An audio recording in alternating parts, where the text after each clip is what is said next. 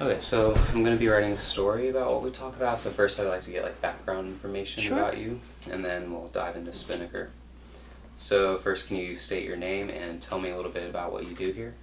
My name is Mo Baker. I'm the director of Spinnaker Media, and I think of myself as the coach. I'm definitely not in charge. It's a student-led media organization, so the students have the call. They look to me for guidance. I like to give them guidance based on my years of experience in journalism. Okay. So yeah, all in all, I think I'm the coach for the students. I like to give them feedback. Sometimes they let me get out in front of some of that feedback, but more often than not, I give them feedback on the back end, like after something is published or after a show is aired, I'll critique it for them. Okay. But I also encourage them to promote different things and make sure they're promoting different projects that they're working on. So I'm their coach, I guess, is the best way to say it. Okay, nice. And how long have you been working here? I started with Spinnaker about a year ago. I started last fall as the interim, and they went in search of a real director, a real one, because I thought I was just hanging out for a while. I thought it'd be fun to dabble in it, but in truth be told, I fell in love with the kids. I fell in love with the whole concept of Spinnaker Media, and I was fortunate that they asked me to stay. Students wanted me to stay. It's been a great gig. Okay, so is there something that inspired you to work here, or? Truth be told, when I first heard about the job and I heard it was student-led, I mean, I'm a journalist, so I'm a type A personality. And I'm like, student-led, you know? So that's why I thought I was just coming to help out. I really didn't think I was sticking around. We did a big search. So I'm here for a couple months, and I started realizing that these students are passionate. They're hungry. They love this stuff, whether they're broadcasters in TV, whether they're print and digital at the news department, or whether they're on radio. And I kind of got jazzed by that. I had actually retired from my previous job. I was just golfing and playing golf every day, you know, which was fun. It was good. It was good life. You know? It was good to do. But they inspired me to get back into the business, and I'm learning a lot from the kids as well. Wow, that's great. All right, so what kind of things does Spinnaker do? Spinnaker is multi-platform, and by that there's 5 big areas. We have a radio division, a low-power FM radio station, which is broadcast out to the public. Okay. We have a news department with digital and print. We have a TV station, and we have a business department, and we have a marketing department. So it's led by 5 different student leaders who oversee their individual departments, but they come together as a team to do what's best for the students. And you're the head of all of those departments? I'm the coach? director. I'm the director of all those departments. I'm their coach. But in all honesty, as crazy as it sounds, the students are truly in charge. Fortunately, I'm really fortunate because they do look to me for guidance. They appreciate my years of experience. So for the most part, if I give them the guidance, they'll take it. But if they don't want to, they can also say, no, I respectfully disagree. And it's like no hard feelings. It absolutely makes sense. It works. Wow, that's great. Does it cover local Jacksonville, or is it just UNF? When I first got here, and that's kind of an evolving situation right now. When I first got here, it was hyper-focused on UNF, as it should be, and as it continues to be. But I'm of the belief, and the student leaders are of the belief, that university students, faculty, and staff are interested in stories that they're just interested in. And it may not have a direct impact on campus or happen on campus, but it doesn't mean they don't care. For example, the presidential debates, which we just live streamed and will continue to live stream the other 2. I'm not sure in the past we've taken the opportunity to live stream those debates. Well, now our student leaders are saying our students are very interested in the presidential debate. So that's one that's not directly on campus, but certainly of interest to students. The same thing with the VP debate.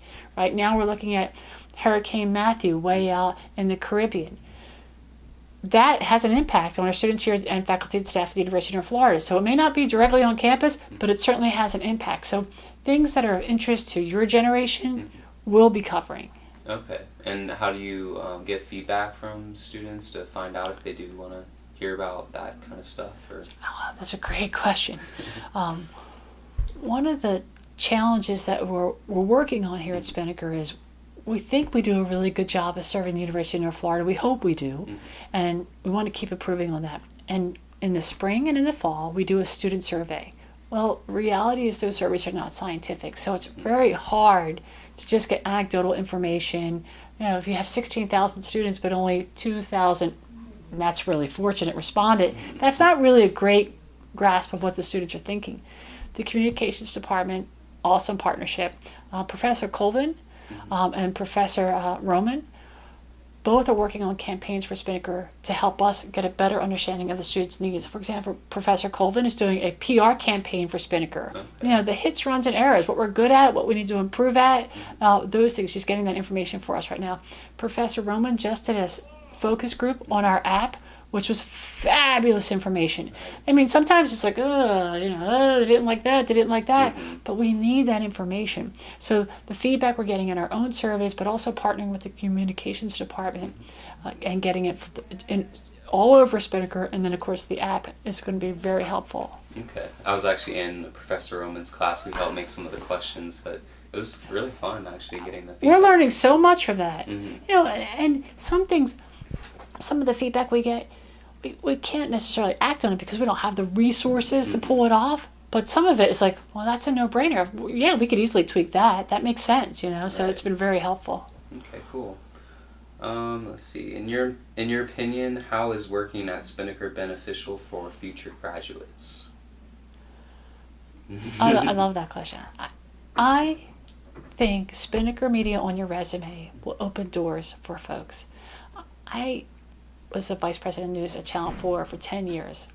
And had I known Spinnaker Media existed at UNF, and I didn't know that, but had I known that, I really would have, when I reviewed internships or entry-level hires, a UNF student, I would have been more diligent about, did they work at Spinnaker? Because I truly believe this, and I know some folks can't because they have to go to work, and it's a commuter school in many cases. I truly believe that the students who come to Spinnaker want to hone their craft. They're considering this their boot camp. Get the reps in writing, get the reps in cameras, mics breaking down, editing equipment not working, getting all those reps, being in front of a camera, that by the time you leave Spinnaker, you will be very comfortable getting a job out there. That's what I keep telling our team, and we're working on our team, on all our platforms. Come to Spinnaker, you're going to be in TV, you're going to dabble in radio, you're going to dabble in print, you're going to be in social media. That's your own branding. You'll get a job coming out of Spinnaker. We have one student who's already at CNN. He started there over the summer, and they hired him. Wow. And that's good, CNN. It's wonderful. We have First Coast News, folks at First Coast News. We have a gentleman way before my time. He's at the Washington Post. I mean, it's awesome. And I go, oh my gosh. And he really does credit the reps, the writing, the experience that he got at Spinnaker. We have another young lady who's at News4Jax. I think the Spinnaker alum are all over the place. Okay, awesome.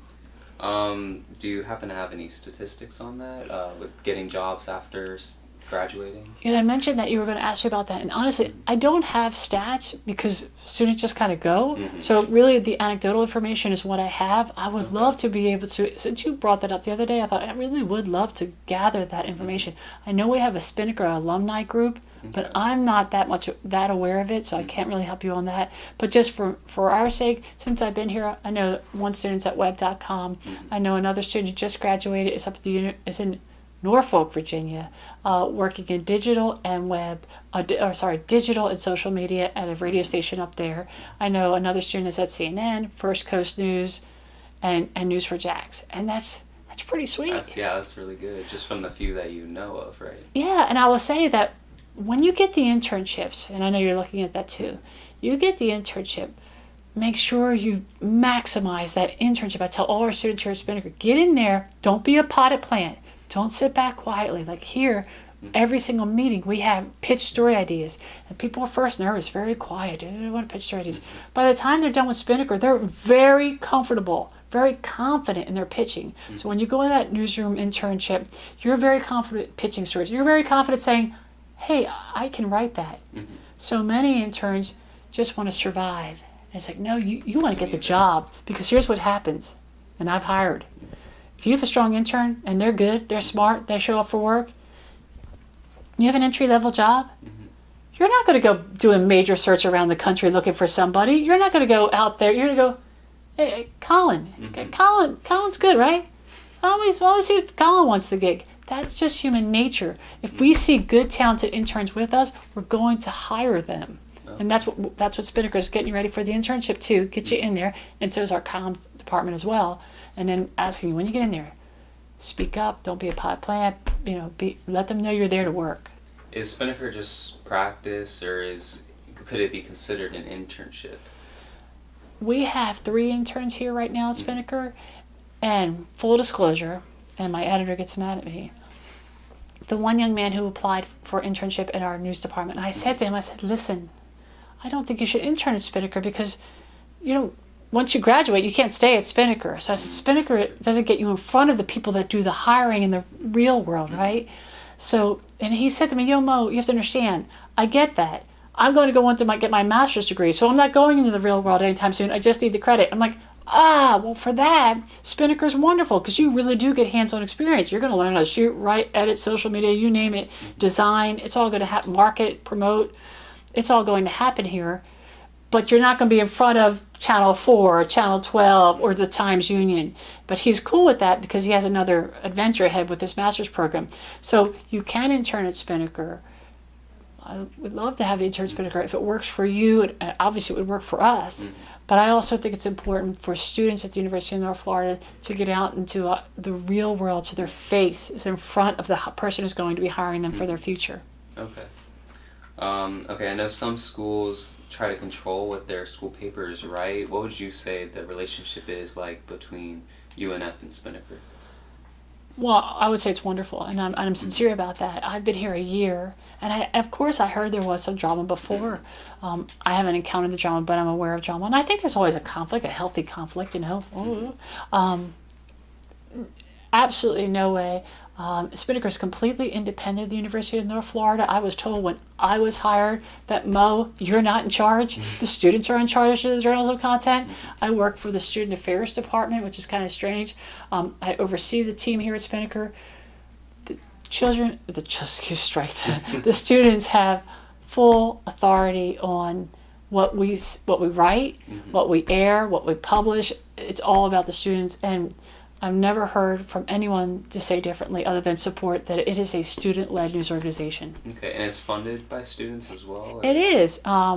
It's the Student Government Activity and Services fees does the primary funding for us, but because we are also a business, we do try and sell advertising on our digital and in our print. We try and get sponsorships for our radio.